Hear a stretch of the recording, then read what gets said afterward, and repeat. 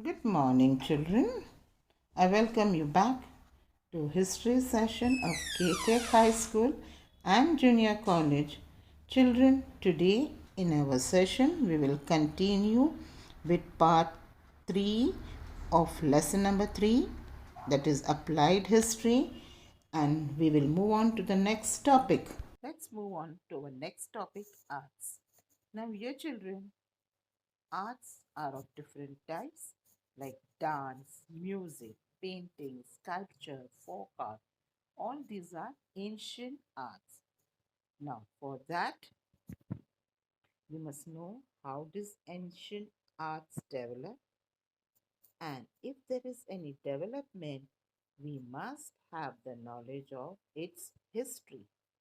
So, children, it is very important to understand the development of various art forms, that is how they develop, and with the help of their style of expression and their foundation in form of intellectual, emotional, cultural tradition. Here it means, like, I can give you an example, children.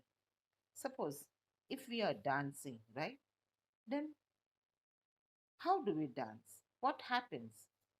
Definitely our facial expression is very important, and definitely there is a change in our facial expression, and when people watch it or when they see our performance, they may like it. But the next we can say about painting also.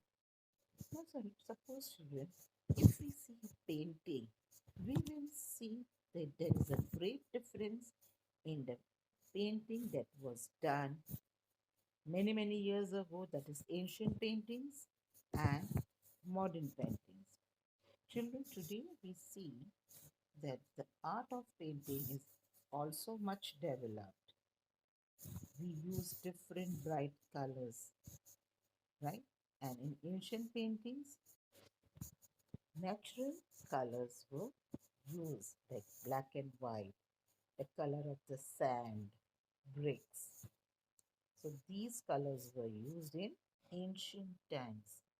Now, if painting also reveals the emotion of the artist, or you can say thoughts that were running in their mind. All these should also be taken care while studying history. The key to the expression in any art form, emotional temperament of the artist, and the developmental history of the respective art form can be understood with the help of cultural history. Now, what does this last point mean? That if we want to express any art form like painting, dancing, music, we should have feelings and emotions. Then only developmental history of respective art form can be understood with the help of cultural history. Now we know that in India there is one popular art of painting, that is Warli painting. So, children, it becomes a cultural tradition for us where we are associated, we are fond of. So, when we go to see these paintings in museum, it becomes a part of us. We are identifying ourselves as Indians because of the tribal art. So we need to understand how history plays important role for us to understand art, to protect art, and to preserve and conserve it for future. Now, the next topic is humanities. It is nothing but social science. It includes discipline subjects like history, archaeology, that is the remains that we study after digging, a land that is you all must have heard about Harappa civilization. Sociology, that is a study of society. Anthropology is a study of human behavior and its development. Political science, study of politics. Economics is a study of finance, financial institution, that is economy. To understand the history of the origin and development of these disciplines is an essential part of their learning. Here it means who started it, why was it started, and how it benefited people. We can only understand with history. All the disciplines are supposed to have their origin in philosophy. Ancient people all over the world tried to speculate. Speculate means understand. So, in order to understand the relationship between the universe and existence. Children, do you all remember how in philosophy people thought that a god was the center of society? Everything that happened because of certain supernatural, or we can say magical forces or divine intervention. But later on, people began to challenge this ideology and said that no, man is the center of his feelings and his occupation, right? That should be considered as important. Now, all this gave rise to various mythological stories, that is, fictional stories, and how various gods were created, and how men had to perform certain rituals in order to please God. But later, as I told you, children, people began to challenge this ideology. Various disciplines have theoretical foundation based on philosophical theories. What does this mean, theoretical foundation? Means just theories. There was no practical evidence or no practical knowledge. Historical knowledge, if we have children, that will help us in understanding this developmental stage in humanities. Now, children, let's move on to new topic, applied history and our present. That means how history can be applied in present day's life. Is it important? Why people study about it? Now, people often ask about practical value of history. What is practical value? Money wise. Can studying history bring bread and butter or can be a source of earning? The answer to this, children, you will get here only. The visible and invisible relics of the past which exist in present, we nurture some kind of curiosity, attractions towards them. Now, what does this mean? When we see some old monuments, relics of past, as we are humans, we have a lot of curiosity. So we are attracted towards them. We wish to know more about them because they represent creative thoughts and tradition of our ancestors. These relics are our heritage. Relics means remains of history. It helps in building our identity. The history of our heritage links us with the origin. Means this relics is a direct link with our origin, what happened in past. Hence, it becomes necessary to preserve and conserve it for the future, for our benefit as well as for the benefit of future generation. So applied history is concerned with preservation and conservation of our heritage and make it accessible to people, means available to people, publicly available, means it should be easy for us to approach this heritage or relics to understand our history. Heritage management creates opportunities of employment. Now, here, children, what does it mean when we talk about value of money? History is not going to bring any money, but definitely heritage management provides opportunity for employment. Children, we require certain experts to take care of our heritage, that is, relics, certain important documents. So, definitely, it gives them opportunity to earn, right?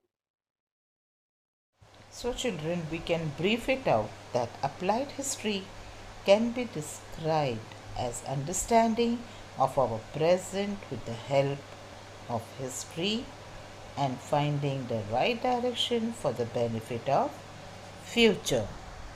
Now, let's move on to the next topic, management of cultural and natural heritage. Now, here, children, cultural heritage means ideas, customs, and social behavior. That is, behavior of a people in society. It is in the form of human creation. Definitely, it's created by man. It is of two types, tangible and intangible. Now, what does tangible mean? Tangible cultural heritage means the heritage, or you can say remains, relics, like forts,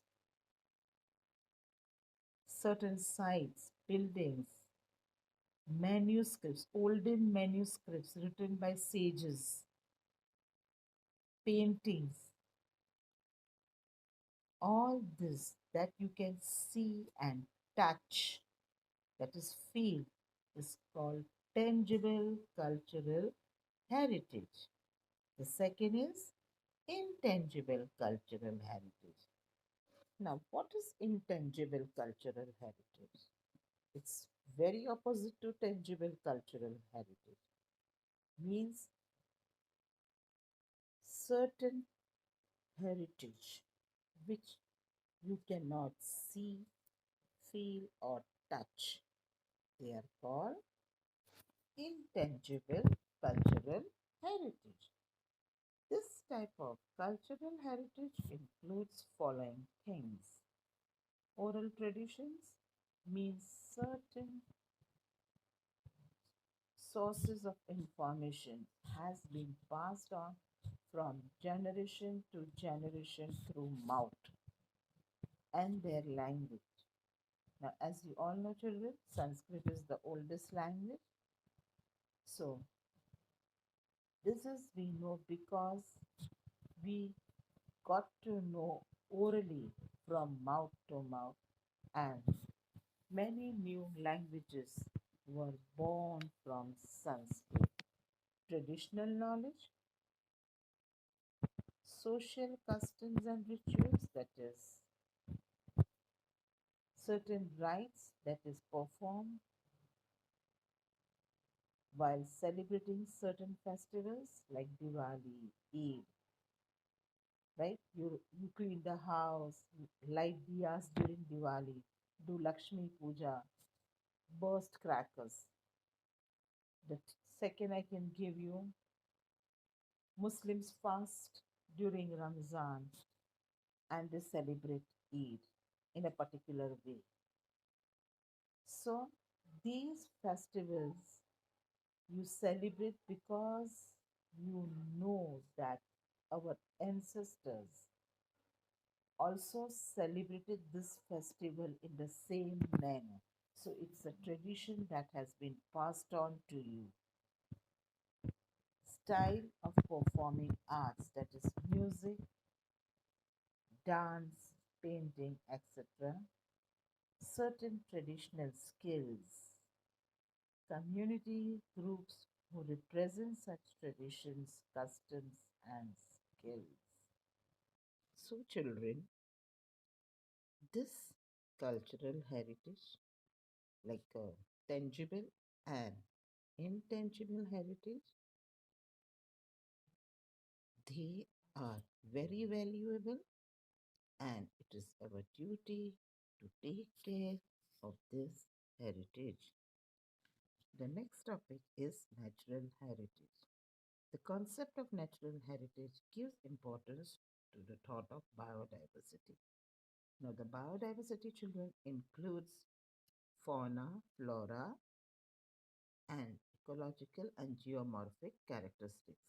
Now, when we talk about fauna and flora, fauna is the animals and flora are plants, and ecological and geomorphic characters are different types of landform and natural features of the region,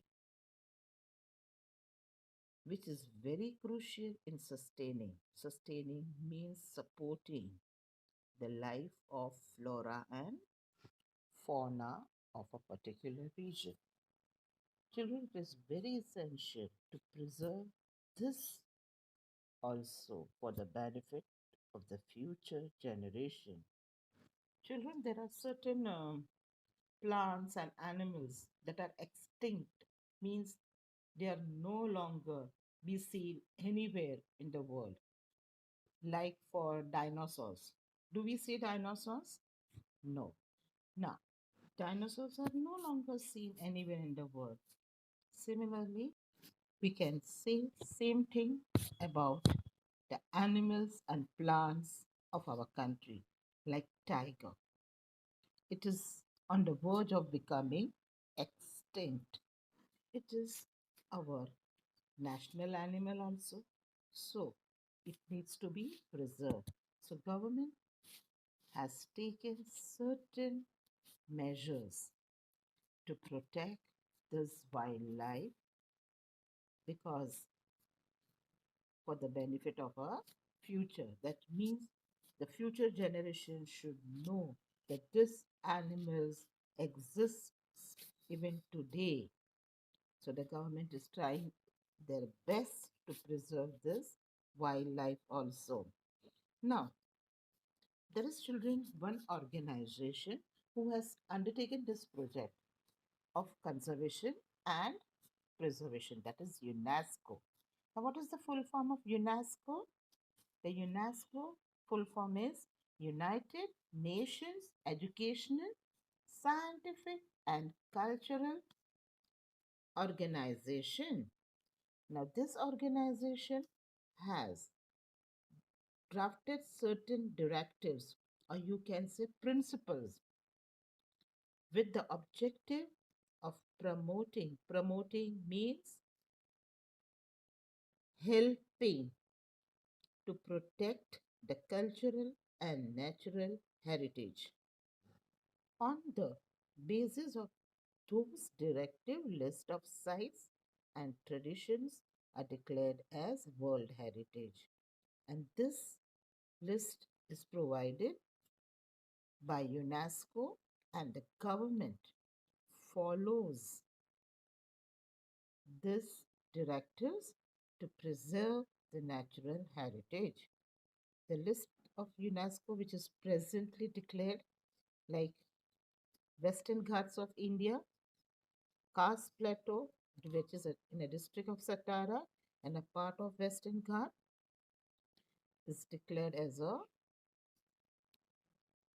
World Heritage because in this Western Ghats we find different kinds of plants and animals which are our heritage and they need to be preserved.